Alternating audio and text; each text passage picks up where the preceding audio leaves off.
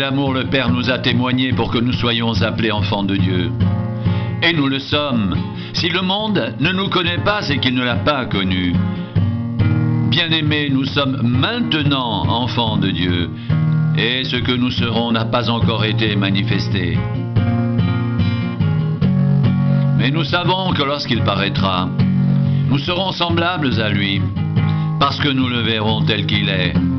Quiconque a cette espérance en lui se purifie comme lui-même est pur. Quiconque pratique le péché transgresse la loi, et le péché est la transgression de la loi. Or, vous le savez, Jésus a paru pour ôter les péchés, et il n'y a point en lui de péché. Quiconque demeure en lui ne pratique pas le péché. Quiconque pratique le péché ne l'a pas vu et ne l'a pas connu.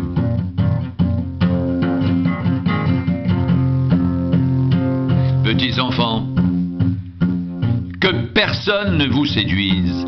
Celui qui pratique la justice est juste, comme lui-même est juste.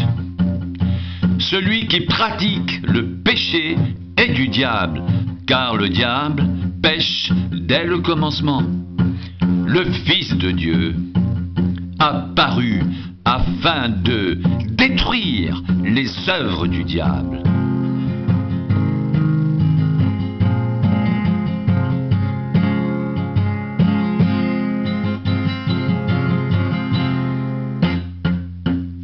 Quiconque est né de Dieu ne pratique pas le péché, parce que la semence de Dieu demeure en lui, et il ne peut pécher, parce qu'il est né de Dieu.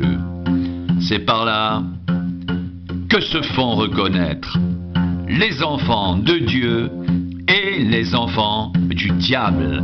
Quiconque ne pratique pas la justice n'est pas de Dieu, ni celui qui n'aime pas son frère. Car ce qui vous a été annoncé et ce que vous avez entendu dès le commencement, c'est que nous devons nous aimer les uns les autres et ne pas ressembler à Caïn, qui était du malin et qui tua son frère. Et pourquoi le tua-t-il? Parce que ses œuvres étaient mauvaises et que celles de son frère étaient justes. Ne vous étonnez pas, frères, si le monde vous hait.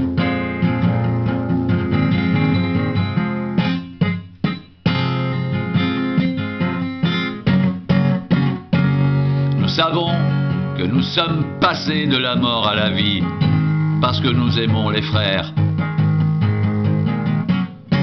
Celui qui n'aime pas demeure dans la mort. Quiconque est son frère est un meurtrier. Et vous savez qu'aucun meurtrier n'a la vie éternelle demeurant en lui.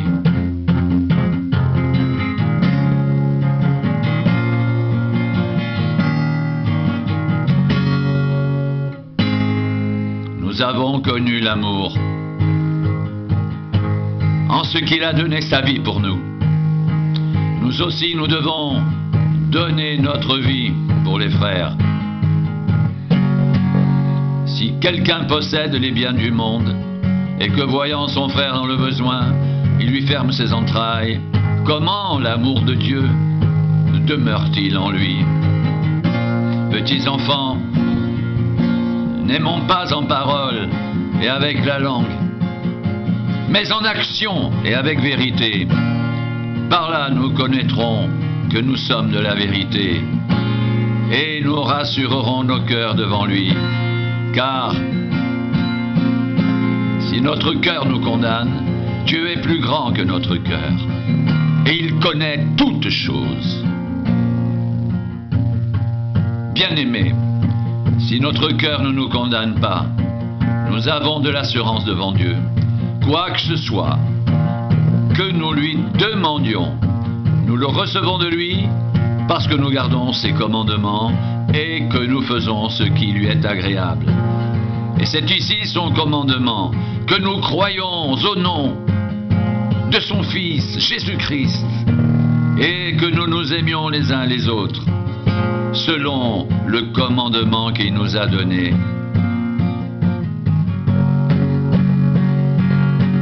Celui qui garde ses commandements demeure en Dieu, et Dieu en lui. Et nous connaissons qu'il demeure en nous par l'Esprit qu'il nous a donné.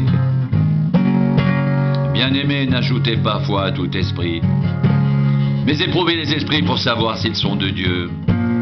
Car plusieurs faux prophètes sont venus dans le monde. Reconnaissez à ceci l'Esprit de Dieu. Tout esprit qui se déclare publiquement pour Jésus-Christ venu en chair est de Dieu. Et tout esprit qui ne se déclare pas publiquement pour Jésus n'est pas de Dieu. C'est celui de l'Antéchrist dont vous avez appris la venue et qui maintenant est déjà dans le monde. Vous, petits enfants, vous êtes de Dieu. Et vous les avez vaincus, parce que celui qui est en vous est plus grand que celui qui est dans le monde. Eux, ils sont du monde. C'est pourquoi ils parlent d'après le monde, et le monde les écoute. Nous, nous sommes de Dieu. Celui qui connaît Dieu nous écoute. Celui qui n'est pas de Dieu ne nous écoute pas. C'est par là que nous connaissons l'esprit de la vérité et l'esprit de l'erreur.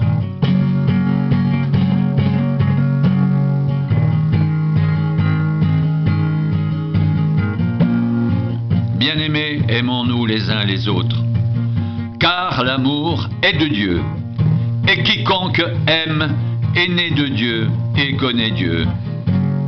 Celui qui n'aime pas n'a pas connu Dieu, car Dieu est amour. L'amour de Dieu a été manifesté envers nous en ce que Dieu a envoyé son Fils unique dans le monde afin que nous vivions par lui.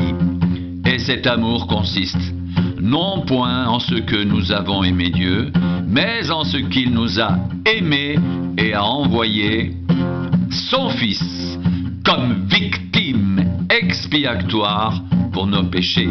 Bien-aimés, si Dieu nous a ainsi aimés, nous devons aussi nous aimer les uns les autres.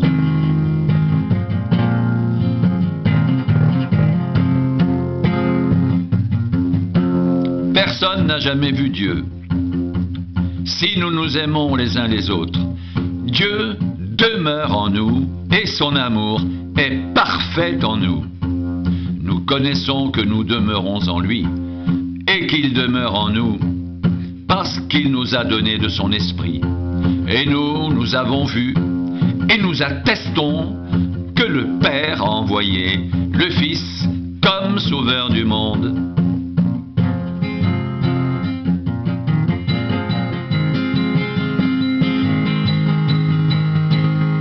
Celui qui déclarera publiquement que Jésus est le Fils de Dieu, Dieu demeure en lui, et lui en Dieu.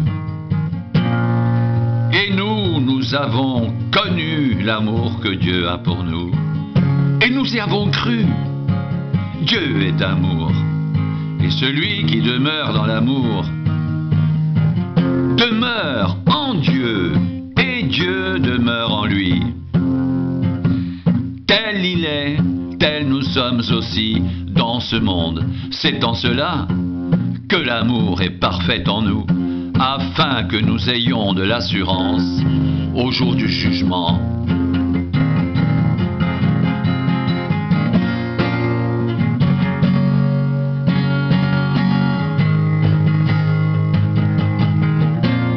La crainte n'est pas dans l'amour.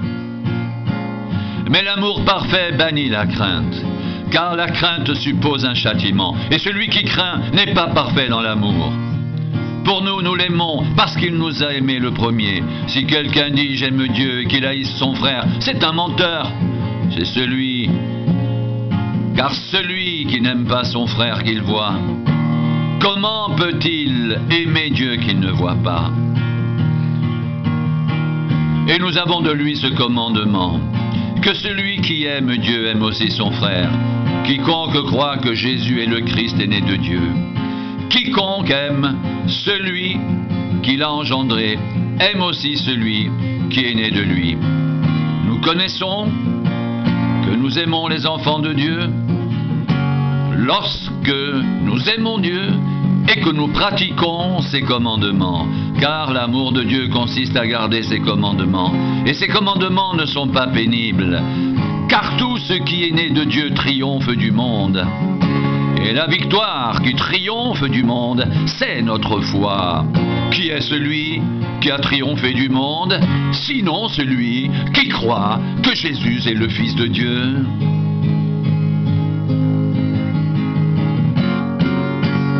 C'est lui, Jésus-Christ, qui est venu avec de l'eau et du sang, et non avec l'eau seulement, mais avec l'eau et avec le sang. Et c'est l'Esprit qui rend témoignage, parce que l'Esprit est la vérité, car il y en a trois qui rendent témoignage, l'Esprit, l'eau et le sang, et les trois sont d'accord. Si nous recevons le témoignage des hommes, le témoignage de Dieu est plus grand.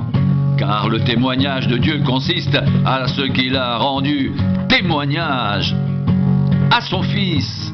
Celui qui croit au Fils de Dieu a ce témoignage en lui-même. Celui qui ne croit pas Dieu le fait menteur, puisqu'il ne croit pas au témoignage que Dieu a rendu à son Fils.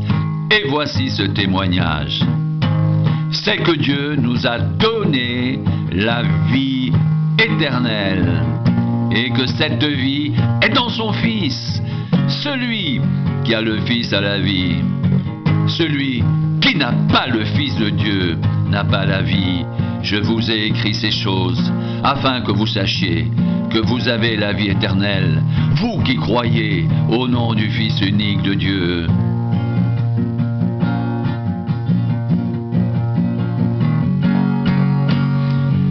Nous avons auprès de lui cette assurance que si nous demandons quelque chose selon sa volonté, il nous écoute. Et si nous savons qu'il nous écoute, nous savons que nous possédons la chose que nous lui avons demandée, quelle qu'elle soit. Si quelqu'un voit son frère commettre un péché qui ne mène point à la mort, qu'il prie, et Dieu donnera la vie à ce frère. Il la donnera à ceux qui commettent un péché qui ne mène point à la mort. Il y a un péché qui mène à la mort, ce n'est pas pour ce péché-là que je vous dis de prier. Toute iniquité est un péché, et il y a tel péché qui ne mène pas à la mort. Nous savons que quiconque est né de Dieu ne pratique pas le péché, mais celui qui est né de Dieu se garde lui-même, et le malin ne le touche pas. Nous savons que nous sommes de Dieu, et que le monde entier est sous la puissance du malin. Nous savons aussi que le Fils de Dieu est venu et qu'il nous a donné l'intelligence pour connaître le véritable. Et nous sommes dans le véritable, en son Fils, Jésus-Christ. C'est lui qui est le Dieu véritable et la vie éternelle. Petits enfants, gardez-vous des idoles.